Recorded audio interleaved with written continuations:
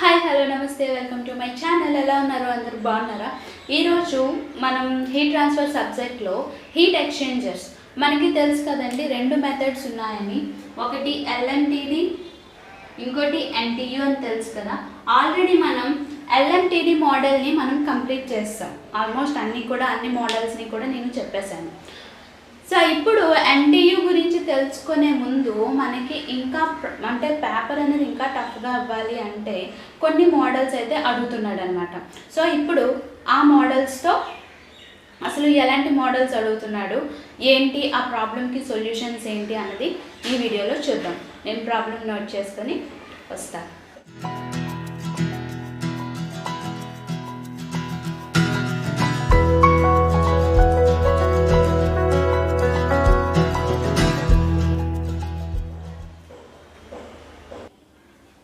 So problem: a cross flow heat exchanger with both fluid unmixed is used to heat water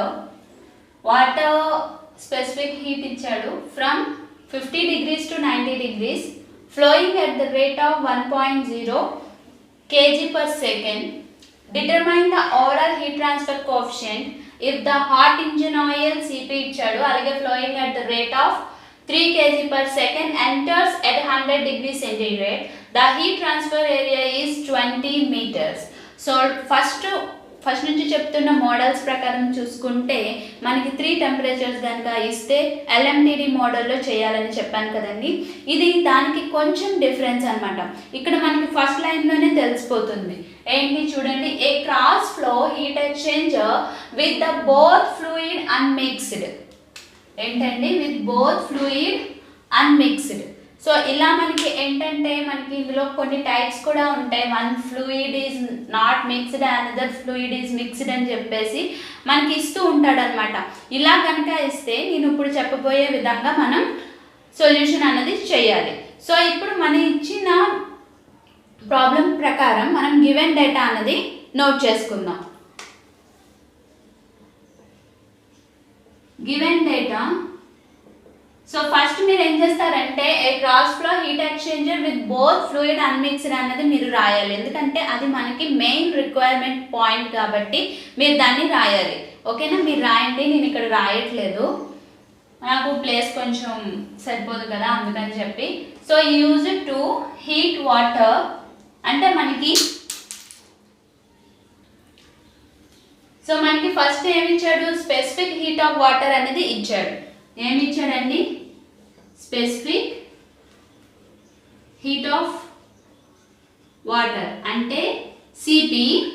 దీని ఏంటి, వాటర్ని దేనిగా use చేస్తాం మనం, cold ఫ్లూయిడ్గా అన్నది యూజ్ చేస్తాం కాబట్టి సిపిసి ఈక్వల్ టు మనకి 4.18 కిలో జౌల్స్ పర్ కేజీ కే. అలాగే వాటర్ ఇన్లెట్ టెంపరేచర్ అలాగే వాటర్ అవుట్లెట్ టెంపరేచర్. సో ఓకేనా, inlet temperature of water TCI 50 degrees centigrade. అలాగే outlet temperature of water TCO 90 degrees centigrade. Okay, ఇప్పుడు మనం వాటర్కి సంబంధించిన డేటాని రాసాం. నెక్స్ట్ ఏమన్నాడు, flowing at the rate of 1.0 kg per second అన్నారు. ఓకేనండి, అంటే మనకి ఇక్కడ వాటర్ మాస్ రేట్ అనేది ఇచ్చేసాడు. ఓకేనా, so mass of water MC equal to 1.0 kg per second. Next ఏమన్నాడు, determine the overall heat transfer coefficient. Overall అంటే మనకి U.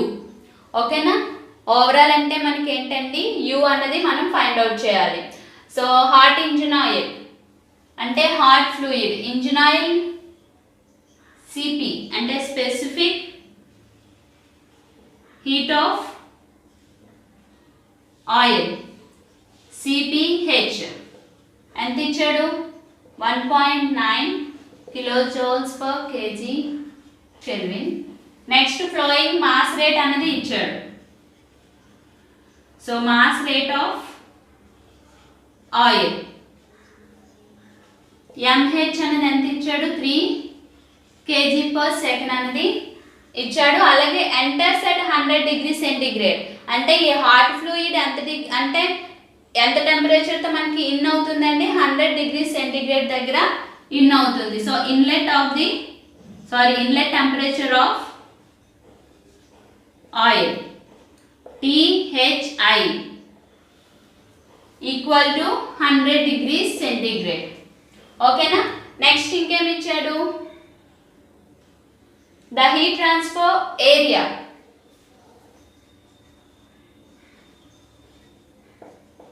Heat transfer area A equal to 20 m² అన్నది ఇచ్చాడు. సో మనకి ఏది ఫైండ్ అవుట్ చేయమన్నాడు, overall heat transfer coefficient. So అది కూడా మనం రాయాలి. ఓవరాల్ హీట్ ట్రాన్స్ఫర్ కోఎఫిషియంట్ అన్నది మనం ఫైండ్ అవుట్ చేయాలి. సో ఇది గివెన్ డేటా కంపల్సరీ రాయాలండి. ఏది ఇచ్చినా కూడా ఫస్ట్ పాయింట్ మాత్రం cross flow heat exchanger with both fluid unmixed. ఎందుకు ఈ పాయింట్ నేను చెప్తున్నానంటే మనకి ఫర్దర్గా ఇంకా ప్రాబ్లంలోకి వెళ్ళే ముందు అది బాగా యూజ్ అవుతుంది అనమాట. సో అందుకని ఇది గుర్తుపెట్టుకోవాలి, heat exchanger with both fluid unmixed. ఓకేనా. సో నేను ఇక్కడ ఈ 3 టెంపరేచర్స్ మొత్తం మీకు గివెన్ డేటాస్ ఉన్నాయి కాబట్టి నేను ఇక్కడ రాసుకుంటున్నానండి. TCI, TC0, అలాగే ఇది THI. ఓకేనా, ఇది రఫ్ చేసేస్తున్నాను.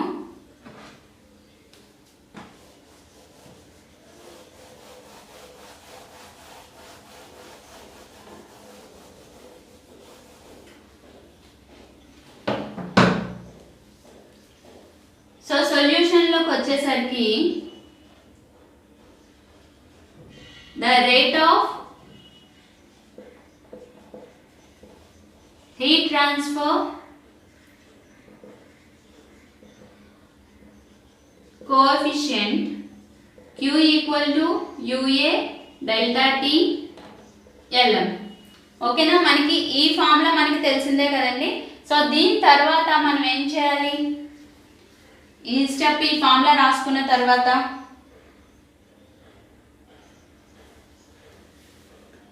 the total heat transfer,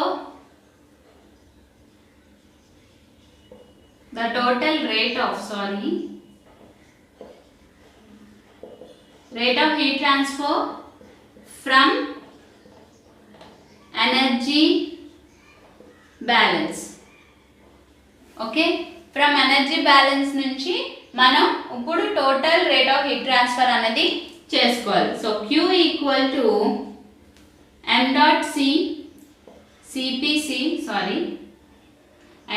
H CPH THI minus TH0 that is equal to m dot C CPC TC0 minus TCI. ఓకేనా. సో ఇలా మనం ఎనర్జీ బ్యాలెన్సింగ్ నుంచి ఈక్వేషన్ తీసుకుంటాం. సో ఇక్కడ మనకి ఏ టెంపరేచర్స్ అయితే ఇచ్చాడు, 2 టెంపరేచర్లు ఇక్కడ TCI ఇచ్చాడు, TCO అన్నది ఇచ్చాడు కాబట్టి దాని నుంచి మనం Q అన్నది ఫైండ్ అవుట్ చేస్తాం. ఓకేనా, దీని నుంచి మనం Q అన్నది ఫైండ్ అవుట్ చేయాలి. సో అప్పుడు ఏమవుతుంది, Q equal to m dot C CPC TCO minus TCI. అంతే కదండి. సో ఇక్కడ మనకి m డాట్ C ఎంత ఇచ్చాడు, water 4.18. So Q equal to MC CPC TC0 minus TCI కదా. సో MC అంటే మనకి ఎంత ఇచ్చాడండి, mass flow rate 1. So 1 into CPC ఎంత ఇచ్చాడు, 4.18. అలాగే TC0 ఎంత ఇచ్చాడు, 90 90 మైనస్ 50. సో ఇప్పుడు మనం దీన్ని క్యాలిక్యులేట్ చేయాలి. సో క్యాలిక్యులేట్ చేస్తే మనకి 167.2 అన్నది వచ్చింది. ఓకేనా అండి?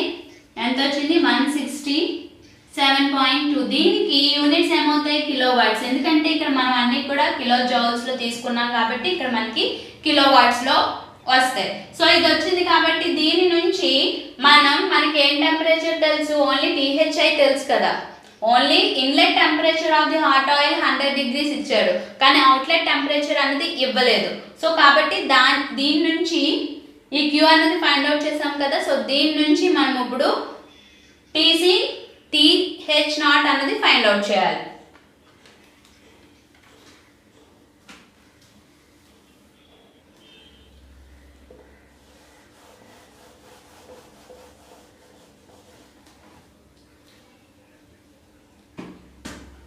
సో ఇప్పుడు Q equal to m.H CpH THI minus TH0. ఓకేనా? మనకి Q ఇక్కడ ఎంత వచ్చిందండి? ఇక్కడ ఫైండ్ అవుట్ చేసాం కదా, 167.2. ఎంత వచ్చింది? 167.2 into 10 to the power of 3, that is equal to m.H 3. అలాగే CpH ఎంత ఇచ్చాడు మనకి? CpH 1.9 కిలో జౌల్స్ కదా. ఇక్కడ ఏంటంటే జౌల్స్లో తీసుకుంటున్నాను కాబట్టి ఇక్కడ కిలో వాట్స్ని వాట్స్లోకి చేంజ్ చేశాను. ఈ చిన్న చిన్న చేంజెస్ అనేవి గుర్తుపెట్టుకోవాలండి. ఇక్కడ ఏంటంటే ఇక్కడ కూడా మనం కిలో జౌల్స్లో తీసుకున్నాం అనుకోండి, ఇక్కడ 10 to the power of 3 అయినవసరం లేదు, కిలో వాట్స్లో తీసేసుకోవచ్చు. సో ఇక్కడ ఏంటంటే నేను ఇక్కడ మళ్ళీ అక్కడ కిలో జౌల్స్లో ఉంది కాబట్టి జౌల్స్లోకి చేంజ్ చేస్తున్నాను కాబట్టి 1.9 into 10 to the power of 3 THI 100 degrees TH0. ఓకేనా? సో ఇప్పుడు దీన్ని మనం సింప్లిఫై చేసుకోవాలి. So 167.2 into 10 to the power of 3 divided by 3 into 1.9 into 10 to the power of 3 equal to 100 minus TH0. ఓకేనా? 100 minus TH0. ఇప్పుడు మనం ఈ వాల్యూని క్యాలిక్యులేట్ చేయాలి.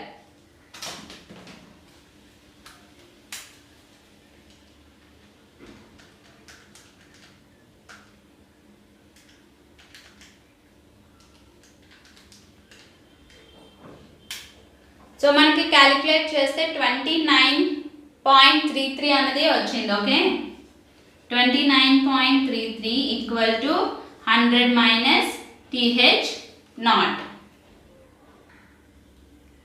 సో ఓకే, ఇప్పుడు మనకి ఏ వాల్యూ కావాలి? TH0 వాల్యూ అన్నది కావాలి. సో TH0 ఈక్వల్ టు ఏమవుతుందండి? 100 మైనస్ 29.33. Okay, 100 minus 29.33. సో మనకి 70.67 డిగ్రీ సెంటీగ్రేడ్ అన్నది వచ్చింది. సో కనిపిస్తుంది 70.67. సో ఓకే, ఇప్పుడు మనం Q ఫైండ్ అవుట్ చేసాము, అలాగే Q నుంచి TH0 అనేది ఫైండ్ అవుట్ చేసాం. సో ఇప్పుడు ఇది ఇప్పటి వరకు మనం ఆల్రెడీ సమ్స్లో చేసాం కాబట్టి ఇది మనకు తెలిసిందే. ఇప్పుడు ఏంటంటే అసలైన మెయిన్ స్టెప్ అన్నమాట, ఇది రబ్ చేసేస్తాను.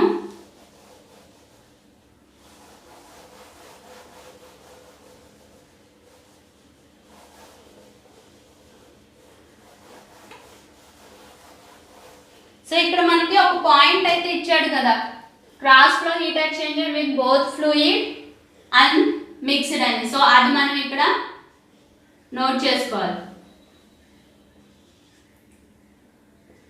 For cross flow heat exchanger with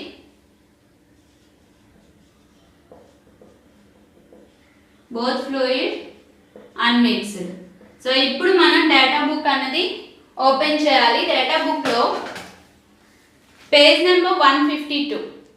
ఓకేనండి, పేజ్ నెంబర్ 152లో ఇక్కడ చూడండి ప్యారలల్ ఫ్లో, కౌంటర్ ఫ్లో, అలాగే పాస్ అండ్ క్రాస్ ఫ్లో అని కనిపిస్తుంది కదా, ఇక్కడ Q equal to FUA delta T LM. ఓకేనండి, ఈ ఫార్ములా మనం నోట్ చేసుకోవాలి.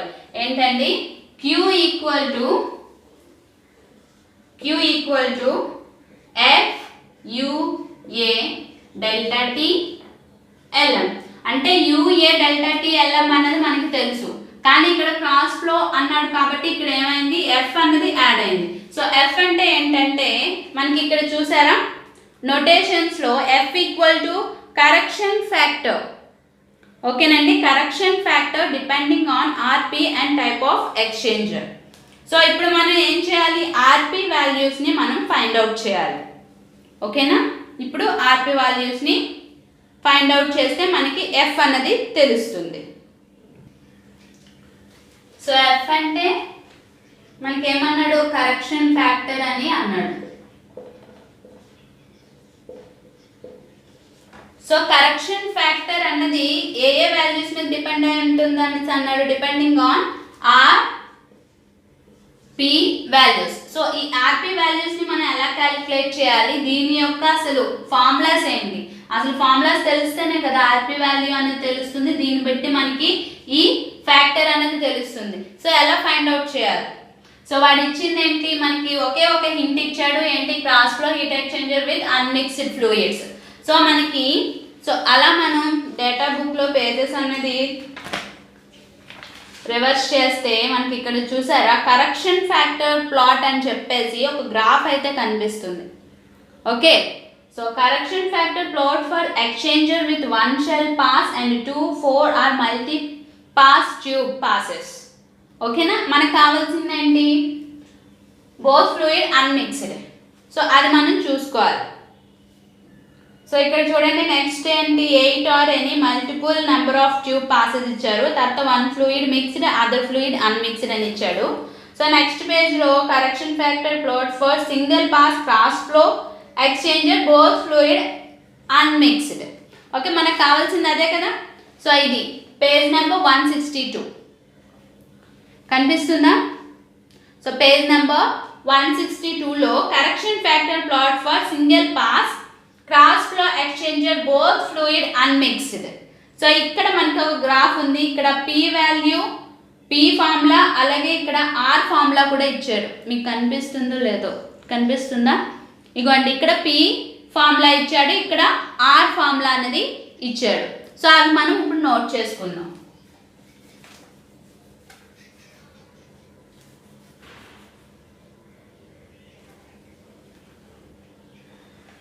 సో P అంటే ఏంటంటే టెంపరేచర్ రేషియో అండి. P అంటే temperature ratio, that is equal to T2 minus T1 by T1 minus T1, అంటే capital T1 minus small T1. ఓకేనా, అలాగే R అంటే కెపాసిటీ రేషియో. ఏంటండి, capacity ratio. So that is equal to capital T1 minus capital T2 divided by small t2 minus small t1. Okay, so ఎప్పుడైనా మనకి ఇలాగా formulas తెలిసిపోయి కదా, P equal to direct formulas చేసేసే కన్నా ఇలాంటి టెంపరేచర్ రేషియో అని కెపాసిటీ రేషియో అని రాస్తే మనకి కొంచెం సబ్జెక్ట్ మీద గ్రిప్ ఉందని కరెక్షన్ చేసే వాళ్ళకి తెలుస్తుంది అనమాట. సో అందుకని చెప్పి ఇలా రాసి మీరు చేయండి. సో మనకి ఎప్పుడు కూడా మనకి ఎలా అలవాటు అయింది, THI TH0 కదా అలవాటు అయింది. సో మనం దాంట్లోకి రాసుకుందాం. సో మీకు ఇలా అలవాటు అయితే ఇలా డైరెక్ట్గా టెంపరేచర్స్ వేసేసుకోవచ్చు, లేదంటే THI TH0 TCI ఇలా కదా మనం చేస్తున్నాం. సో ఆ ఫార్ములాలోకైనా మనం చేంజ్ చేసుకోవచ్చు. స్మాల్ t2 అంటే ఏంటండి, TCO minus TCI divided by capital T1 అంటే ఏంటి, TH in. So TH in THI minus TCI. So ఇక్కడ కూడా same THI minus TH0 divided by TC0 minus TCI. So ఇది ఫార్ములాలోకి చేంజ్ చేసుకున్నాం. ఇప్పుడు టెంపరేచర్స్ని మనం ఈ ఫార్ములాలో వేసుకోవాలి. ఓకేనా, ఇక్కడ ఎందుకంటే ఇంత పెద్దగా రాస్తున్నాను, చాలామంది బోర్డు మీద క్లియర్గా కనిపించట్లేదు అని చెప్పారు, అందుకని ఇంత పెద్దగా చేస్తున్నాను. సో ప్రతిసారి రఫ్ చేస్తున్నానని మీరు అనుకోవద్దు, క్లియర్గా కనిపించట్లేదు అని చెప్పారు చిన్నవి రాస్తుంటే, అందుకని చెప్పి. సో ఇక్కడ మనకి టీసీ నాట్ అంటే ఎంత ఇచ్చాడండి? టీసీ నాట్ 90, అలాగే TCI 50, okay, divided by THI అంటే inlet temperature 100, TCI 100, sorry 50. So అలాగే టీహెచ్ఐ ఎంత? 100 మైనస్ టీహెచ్ నాట్ మనం ఫైండ్ అవుట్ చేసాం కదా 70.67 divided by TCO 90 minus 50. So దీన్ని మనం ఇప్పుడు క్యాలిక్యులేట్ చేయాలి. So 90 minus 50 divided by 50, that is equal to 0.8. 100. So calculate చేస్తే 0.73325 అన్నది వచ్చింది.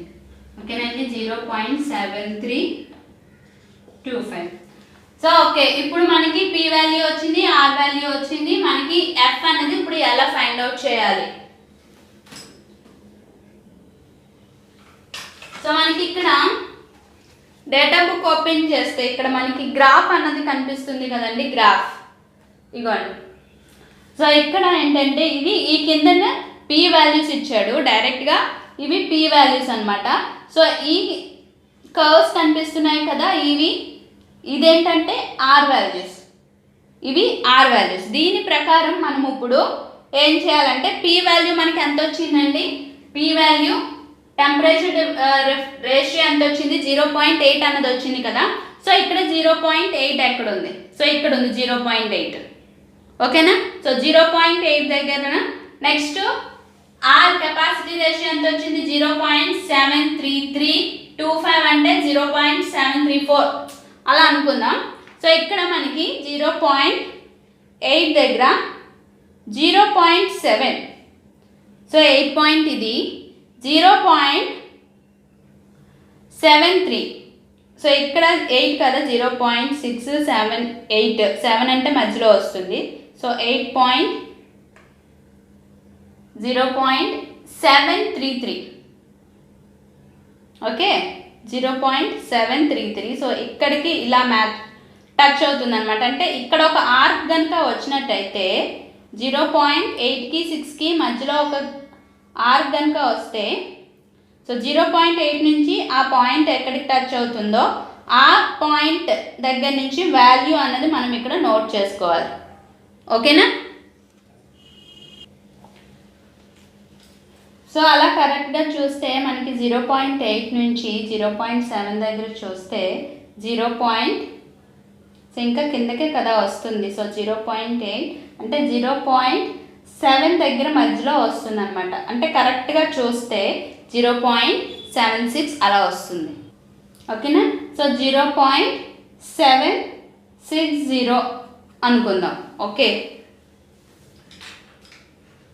మీరు కనుక కరెక్ట్గా చూస్తే 0.7 పైకి వస్తుంది, 0.7 పైకి వస్తుంది కాబట్టి 0.7కి ఆఫ్లో ఉంది కాబట్టి మనం 0.76 అని తీసుకున్నాం, ఓకేనా.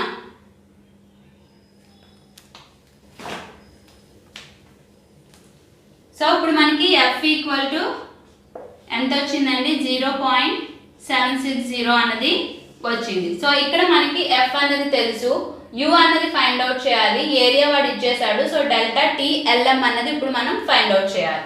సో ఇక్కడ డెల్టా టీ ఎల్ఎం అంటే మనకి ఇచ్చింది 3 టెంపరేచర్స్ కాబట్టి మనం ఎల్ఎంటీడీ మెథడ్లోనే మనం చేస్తాం.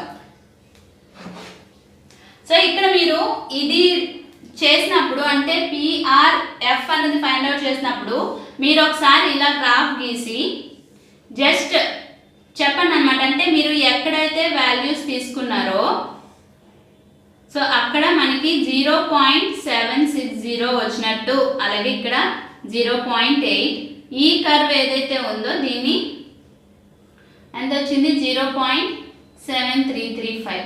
సో ఇలా మనం డయాగ్రామ్ అన్నది వేసి చూపించాలి, పిఆర్ఎఫ్, ఓకే. ఇలా డయాగ్రామ్ వేసి ఇండికేట్ చేసిన తర్వాత అప్పుడు మనం చేసుకోవాలి. సో నేను ఇక్కడ రాసుకుంటున్నాను F equal to 0.760.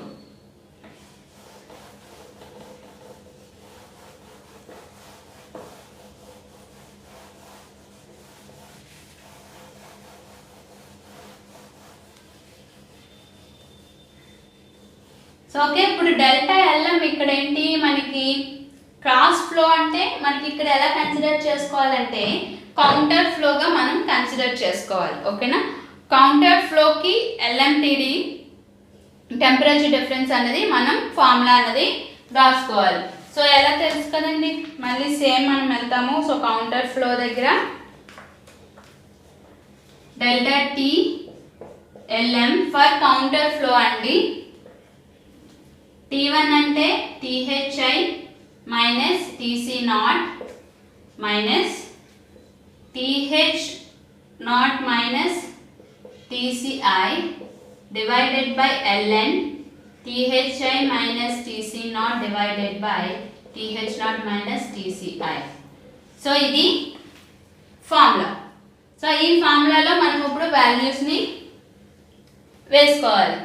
So THI అంటే ఎంత వచ్చిందండి 100 minus TC not 90 minus THO 70.67 minus TCI 50 divided by ln 100 minus 90 divided by 70.67 minus 50. So okay, ఇప్పుడు మనం దీన్ని క్యాలిక్యులేట్ చేయాలి. క్యాలిక్యులేట్ చేస్తే మనకి ఇక్కడ 14.694 అనేది వచ్చింది. ఓకేనండి, అంత వచ్చింది 14.694. ఏంటి టెంపరేచర్ డిఫరెన్స్ అనేది వచ్చింది. సో ఇక్కడ నేను రాసుకుంటున్నాను డెల్టా టీ ఎల్ఎం 14.694 అనేది వచ్చింది. ఓకే, ఇప్పుడు మనకి